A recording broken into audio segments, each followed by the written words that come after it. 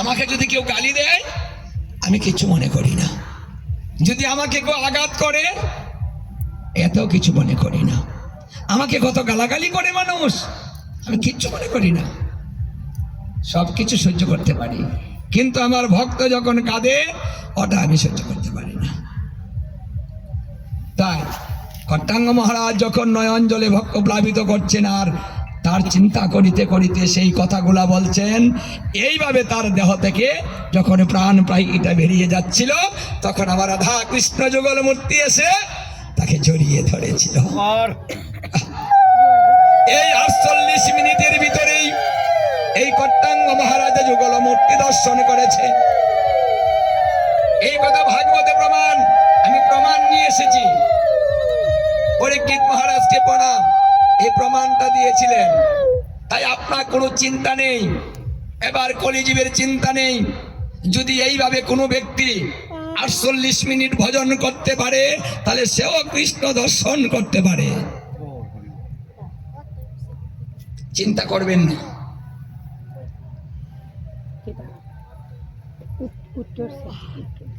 হরে কৃষ্ণ। মায়েরা কি চলে যাবেন? বাড়ির কথা মনে পড়েছে? ঘরটা খালি, ঘরে কেউ নেই বুঝি? দরজাটা খোলা? হরে কৃষ্ণ। এই জন্য বলি, শাস্ত্রে বলেছে যৌবনে ভজে কৃষ্ণ পাইবারও আসে। অর্ধেক বয়সে ভজে কৃষ্ণ আসে বা না আসে, শেষ বয়সে ভজে কৃষ্ণ মরণের ভয়ে। তাহলে কোন ভালোবাসা ভালো? বলছে যৌবনের ভালোবাসা ভালো। যৌবনে ভালোবাসা সুন্দর ভালোবাসা, বৃদ্ধকালে ভালোবাসা হয়? আচ্ছা দেখুন না, সন্তানকে দিয়ে বিচার করে দেখুন। সন্তান যখন ছোট ছিল তখন কেমন করে ডাকতো?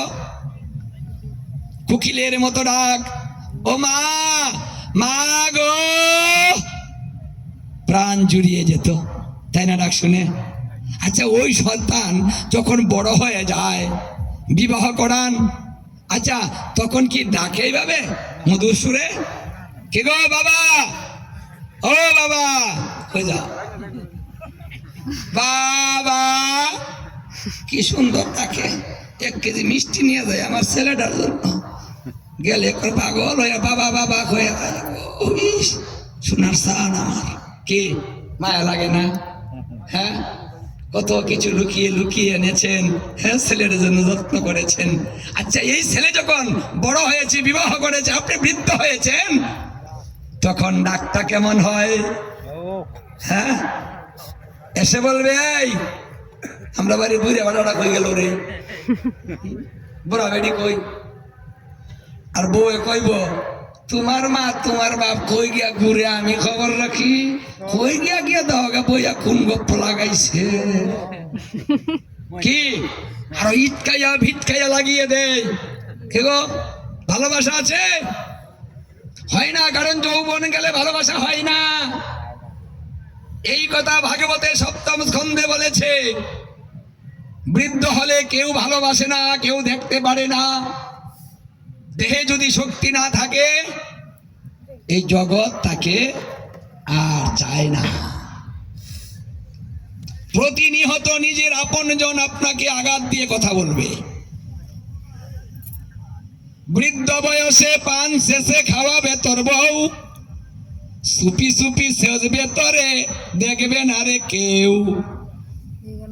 বৃদ্ধ হয়ে দেখুন শেষা পানের মতো সেজবে। কে সেজবে?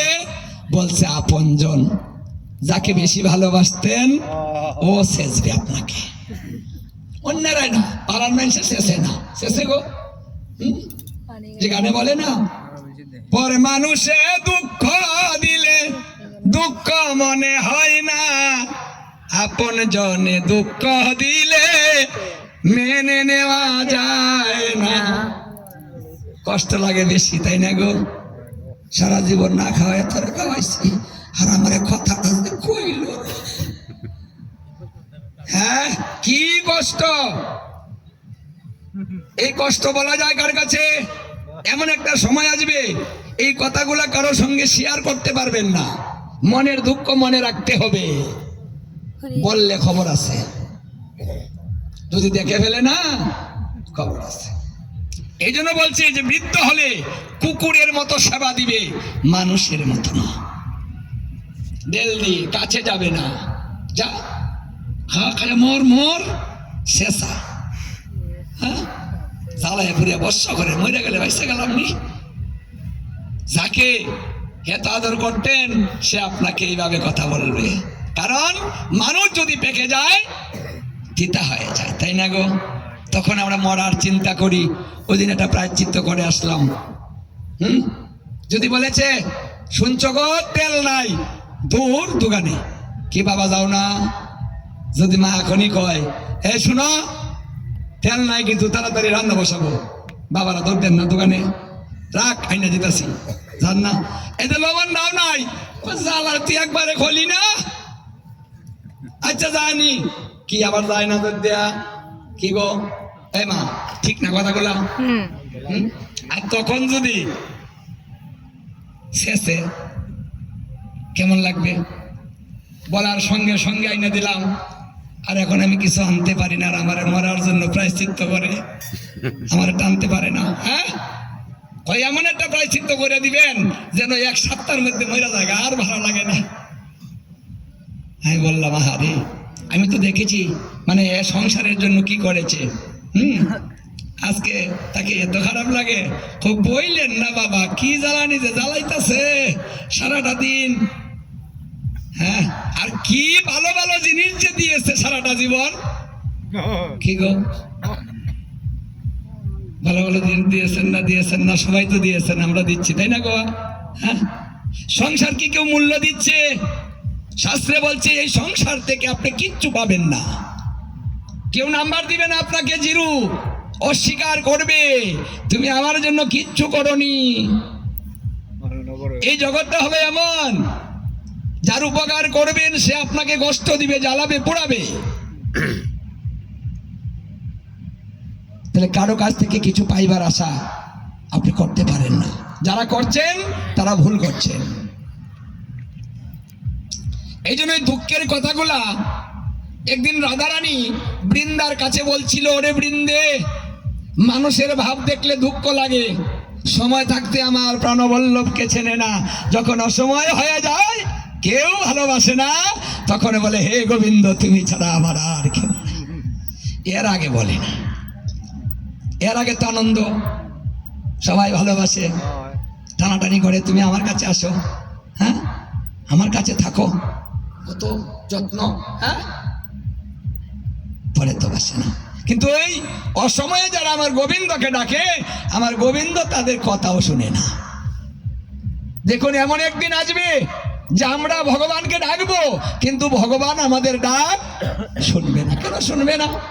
বলছে তুই যৌবন কাটিয়েছিস সবাইকে নিয়ে, আর অসময়ে কেউ ভালোবাসে না, বিপদে পড়ে আমার কাছে এসেছিস। আমি শুধু বিপদের সাথে, তাই না? এই জন্য ভালোবাসা যৌবনে করুন, অসময়ে নয়। এই দেহের শক্তি হচ্ছে বলরাম, বলরাম যদি না থাকে আনন্দ থাকে না, আর যে দেহে বলরাম নাই এই দেহে কৃষ্ণও থাকে না। তাই বলরাম থাকিতে থাকিতে আমাদের নিজের ভজনটা করে নিতে হবে। তাই প্রতি বছর আপনারা সবাই মিলে এমন একটা গীতা ভাগবতের আয়োজন করবেন। পূজা করলেন, গীতা ভাগবত হলো, পূর্ণ হয়ে গেল। দেবতারা বলেছিল হে প্রভু, যেখানে গীতা ভাগবত হবে, নাম সংকীর্তন হবে, বিনা নিমন্ত্রণে আমরা সেখানে চলে যাব, আমরাও যাব, শ্রবণ আমরাও করব। তাই দেবতারাও কিন্তু কলিকালে এই গীতা ভাগবত শ্রবণ করতে চায়। আর স্বয়ং অনাদিরাদি গোবিন্দ স্বয়ং নিজে বসে শ্রবণ করেন। তিনি বলছে যেখানে গীতা ভাগবত হবে, হে সনত কুমার, আমি স্বয়ং সেখানে উপস্থিত থেকে সবাইকে কৃপা করে দিব, কেউ আমার কৃপা থেকে বঞ্চিত হবে না।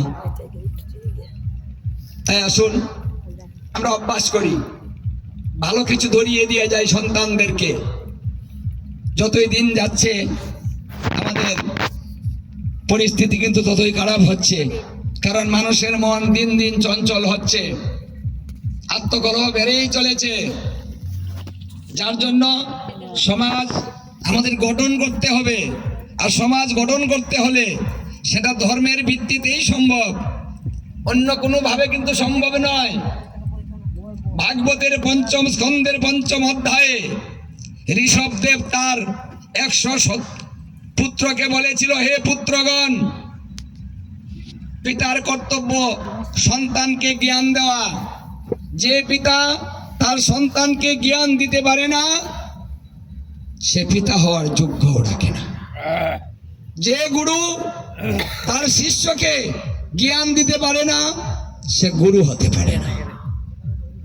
বলছে মন্ত্র দাতা নচ গুরু নচ মন্ত্রার্থ উবাচু, মন্ত্র দিলে গুরু হয় না জানিও নিশ্চয়, মন্ত্রের অর্থ যিনি বুঝান তিনি গুরু হন। ভাগবতে পঞ্চম স্কন্ধে পঞ্চম অধ্যায়ে বলছে, বিনা উপদেশে মন্ত্র সিদ্ধ নাহি হয়, গুরু শিষ্য নরকে যায় জানিবে নিশ্চয়। তাই হে পুত্রগণ, আমার কর্তব্য তোমাদেরকে জ্ঞান দেওয়া। তোমাদেরকে আমি প্রশ্ন করি, বলো তো দেখি পৃথিবীতে আপনকে? আচ্ছা, যদি আপনাদেরকে প্রশ্ন করা হয় যে বলুন তো দেখি এই পৃথিবীতে আপনকে, কার কথা বলবেন? কে আপন? কাকে চিনেছেন এতদিনে? কাকে আমরা আপন জানি? বলুন না, কেউ বলতে পারেন আপনকে?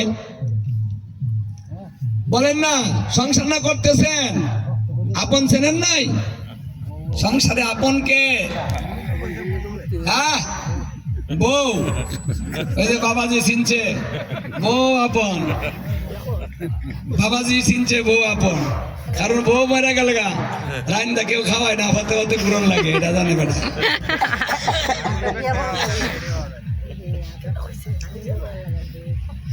আমাদের একজনের বউ মরছে, ঘুরে আর খালি কয় বউ মরা ভালো না, কি মরা নাই মরছে, যদি বউ না বেড়ে আমি মরতাম তাও ভালো আছে। আমার গরু নিয়ে গরু নিয়ে আসছে, এই লোকটা কইতে আপনার কথা কই যা ঘরে কৃষ্ণ। মায়েরা বলুন তো কে আপন?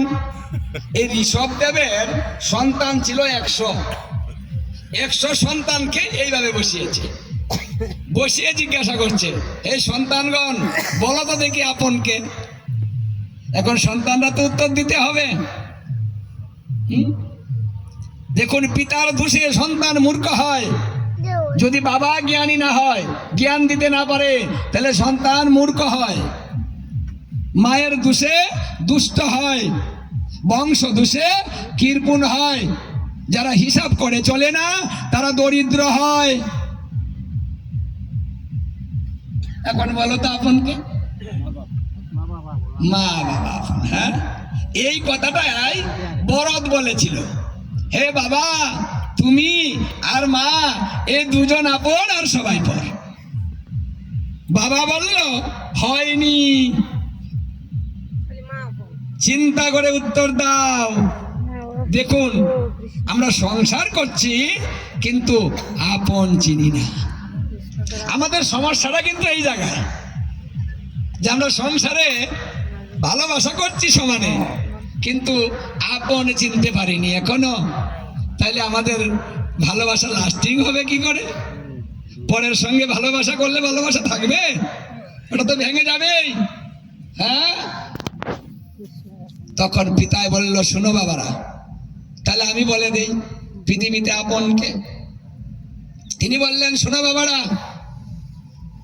এই পৃথিবীতে সেই হয় আপন যিনি জন্ম মৃত্যু নিবারণের উপদেশ প্রদান করেন, তিনি হয় আপন, আর সবাই হলো পর। মানে আপনার এই মনুষ্য জন্ম যিনি সার্থক করতে পারেন, সেই উপদেশ যিনি দিবেন, জন্ম মৃত্যু নিবারণ করবে। কারণ আইসা যাওয়া যে যন্ত্রণা জানলে ভবে আর আইতাম না, গান গান না। পৃথিবীতে আসা যন্ত্রণা, যাওয়াও যন্ত্রণা। মাতৃগর্ভে আসলে কষ্ট হয়, আবার মৃত্যুকালেও কষ্ট হয়, অনেক যন্ত্রণা দেয় মৃত্যু।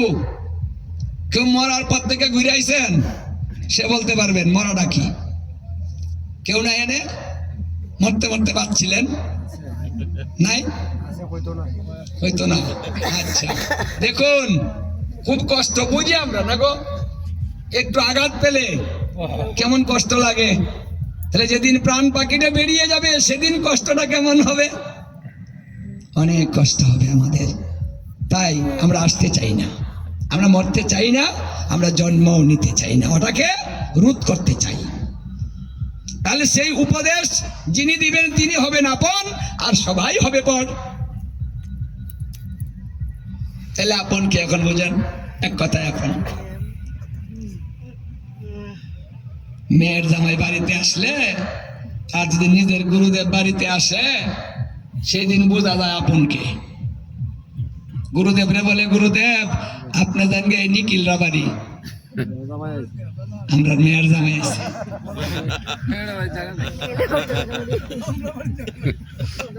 কারণ জামাই নতুন, ভালো মন্দ খাওয়াতে হবে।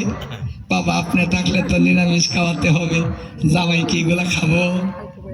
কি গো? আর জামাইরে বলা যায় যে জামাই ওই বাড়ি যাও, বাবা আপনি তো বুঝেন একটু যান না, আরেকবার আইলাম থাকেন। কি ভালোবাসা! হ্যাঁ, ভগবান বাড়ির থেকে বের করে দিবে, জামাই বড়। আমরা আপন চিনি এইভাবে। এই জন্য আমাদের দুঃখ দুর্দশা জ্বালা যন্ত্রণা প্রতিনিয়ত বেড়েই চলেছে, কারণ আপনেই চিনি না। শান্তি কোথায় পাবো? তাই আসলে এখনো সময় আছে, যে কটা দিন আছে আপন চিনেন, আপনের সঙ্গ করেন। যারা দীক্ষা নিয়েছেন গুরুর কাছ থেকে তত্ত্বগুলা শিখেন, উপদেশ নেন। কানে দিলাম ফু, পয়সার করলাম জু, এখন আর এই দিন নেই, চলবে না। টাকার বিনিময়ে মন্ত্র হয় না, মনের বিনিময়ে মন্ত্র হয়।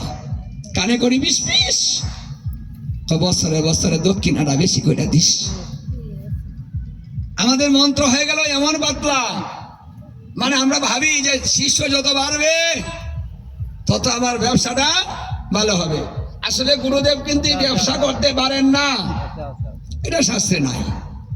ব্যবসা না, কি করেন? তিনি আত্মজ্ঞান প্রদান করবেন। যে কথাটা গীতায় শ্রীকৃষ্ণ অর্জুনকে বলেছিলেন, তদ বিদ্ধি পরিপাতেন পরিপ্রশ্নেন সেবম ভূপদেকান্তিতে জ্ঞানম জ্ঞানম তত্ত্বদর্শিন। হে অর্জুন, যদি তুমি কিছু জানতে চাও, এই মনুষ্য জনম সার্থক করতে চাও, তাহলে একজন তত্ত্বদ্রষ্টা গুরুর কাছে যাও। ওনার কাছে গিয়ে ওনাকে সেবা যত্ন করে তুষ্ট করো, ওনার পাশে বসে বিনীতভাবে প্রশ্ন করো, তাহলে তোমার আত্মজ্ঞান তিনি প্রদান করবেন। এটা আমাদের শিক্ষা। এটা অর্জুনকে বলেন নাই, অর্জুনের জ্ঞান আছে, তিনি জানেন। কারণ অর্জুন কোনো সাধারণ ব্যক্তি না, সাধারণ মানুষ না। যারা সত্য যুগে নর নারায়ণ ঋষি ছিলেন, কৃষ্ণ এবং অর্জুন, এই নর নারায়ণ ঋষি সরস্বতী গঙ্গা তীরে বদিরিক আশ্রমে তপস্যা করতেছিলেন। আর সেই তপস্যা দেখে দেবরাজ ইন্দ্র হিংসান্বিত হয়েছিলেন। আর সেই হিংসার বশবর্তী হয়ে দুজন অশ্বরীকে ডেকে মেনকা আর উর্বশীকে বলেছিলেন, এই নরনারায়ণ ঋষির তপস্যা ভঙ্গ করে দাও। তখন এই মেনকা উর্বশী মর্তলোকে আসলেন, এসে বদিরিক আশ্রমে গেলেন, গিয়ে ওই নরনারায়ণ ঋষির তপস্যা ভঙ্গ করার জন্য অঙ্গভঙ্গি করতে রইলেন। হঠাৎ করে সেই নরনারায়ণ ঋষির দেহ থেকে মেনকা উর্বশী শত শত বেরোতে লাগলো। মানে দেহ থেকে মানুষ সৃষ্টি হচ্ছে। এই দৃশ্য দেখে মেনকা উর্বশী স্তম্ভিত হয়ে দাঁড়িয়ে রইল। কি গো, এইভাবে মানুষের দেহ থেকে মানুষ জন্ম নেয়? আমাদের মতো চেহারা, ঠিক হুবহু আমি, শত শত বেরোচ্ছে, তাকে প্রণাম করছে আর উত্তরকে গমন করছে। ওরা কি সাধারণ মানুষ? না না না না, ওরা চলে গেল স্বর্গে। দেবরাজ ইন্দ্রকে গিয়ে বললেন, হে রাজন, ওরা মানুষ না, ওদের তপস্যা ভঙ্গ করা সম্ভব না।